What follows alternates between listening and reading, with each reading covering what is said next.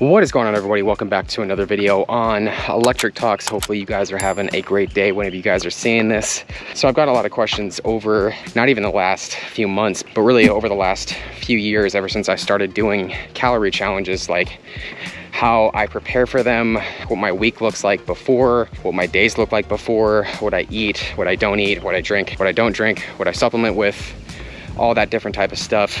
And given that I'm going to be doing or attempting to do one of my craziest 24-hour calorie challenges ever, I felt like I wanted to make this video and just show you all what everything looks like. Now, before I get into the video, I do want to let you all know that the content that you're going to see in this video, and even the content that you're going to watch most likely on my main channel, I mean, it should be really painfully obvious to people, but I really need to just like make this clear, make this known, is that it is not healthy.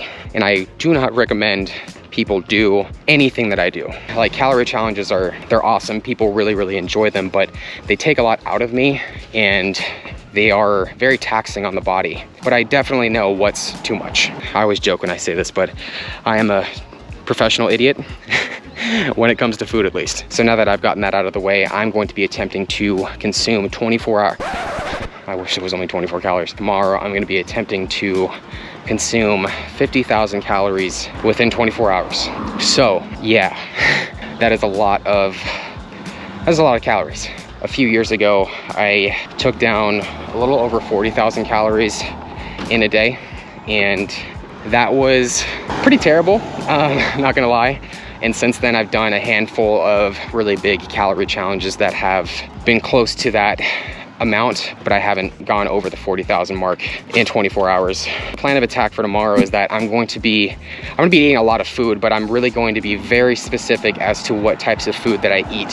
So if you guys watch my calorie challenges, you guys will know that I usually eat donuts, I eat burgers, pizza, all that type of stuff. Tomorrow's gonna be way different because I'm going to really need to think of every ounce of stomach space that I have. So I'll probably be eating some of those types of foods, but my focus is really on the highest calorie things possible. So for example, I'll be going for a lot of liquid calories, a lot of things that are easily digestible. I'll be limiting as much as I can protein and fiber. Those two macronutrients are the hardest for the body to digest. And I'm really just going to go after things like olive oil, peanut butter.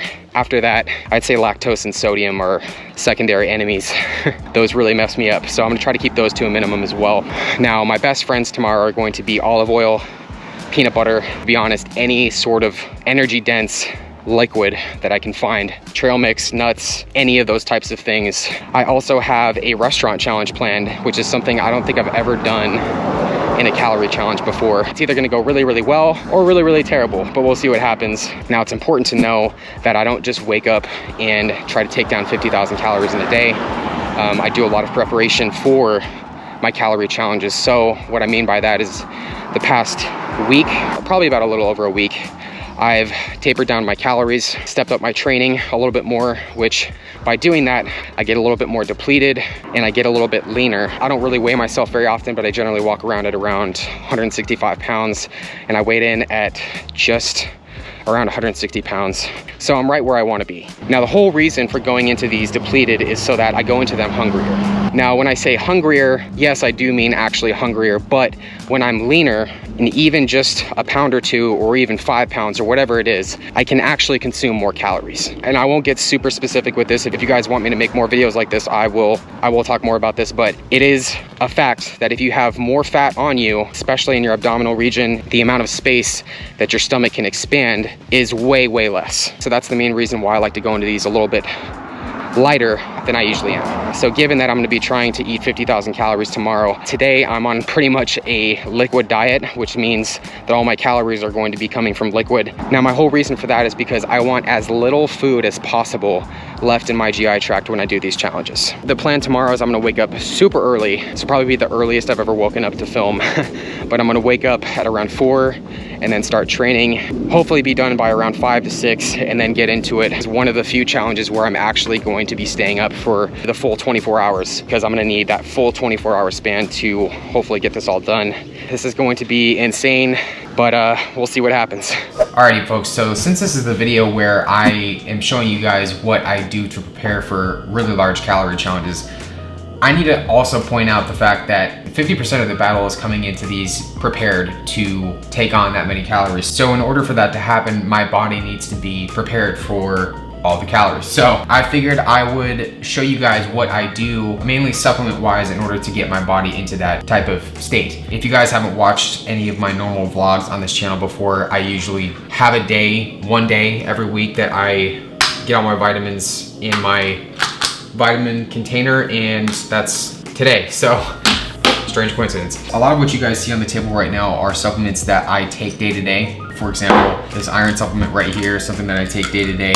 Collagen I take, very, very important. Selenium I take for my thyroid. Other things that I take daily are CoQ10. If you guys want to know more about any of these, Google is a great search place for those. Vitamin D, this is something I highly recommend that everybody take, especially now in this day and age. It's very, very, very important to have vitamin D in your day-to-day supplement routine if you are somebody that does not get enough vitamin D through sunlight. It's very great for your immune system. There's a whole host of benefits to vitamin D.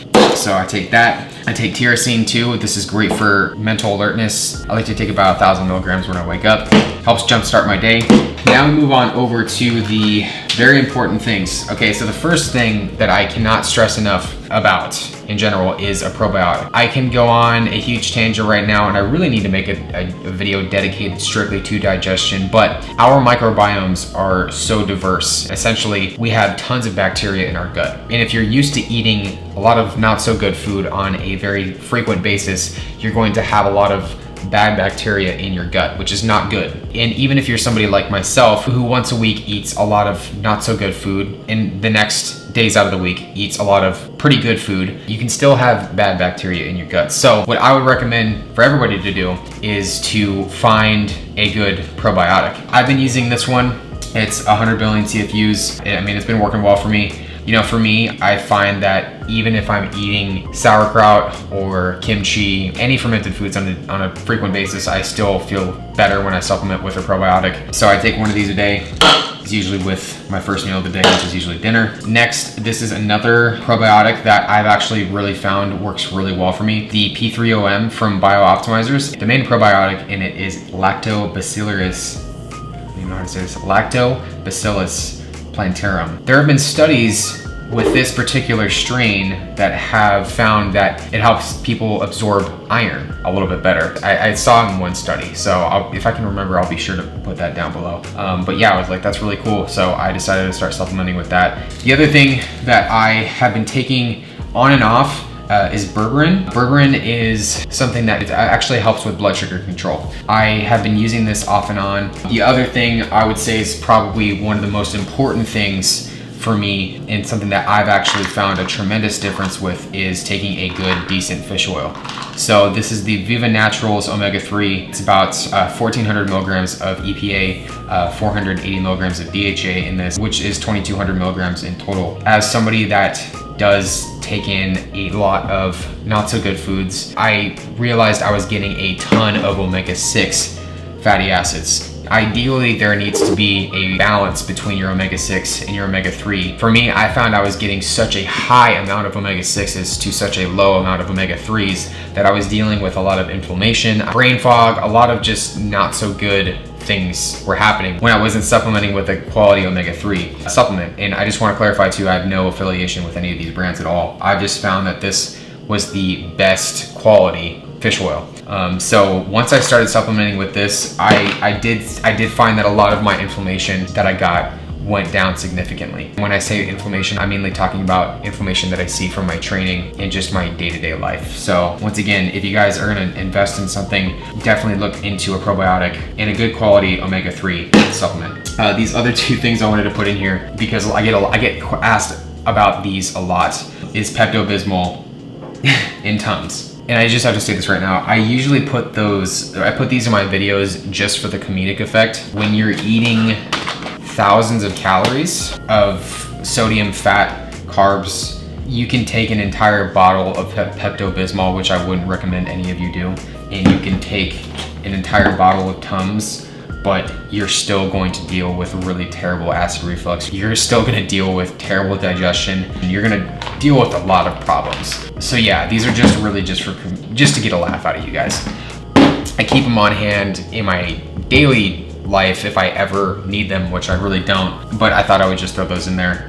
Last is these spirulina tablets, which Christy actually recommended for me to try, which I have not honestly really noticed anything different.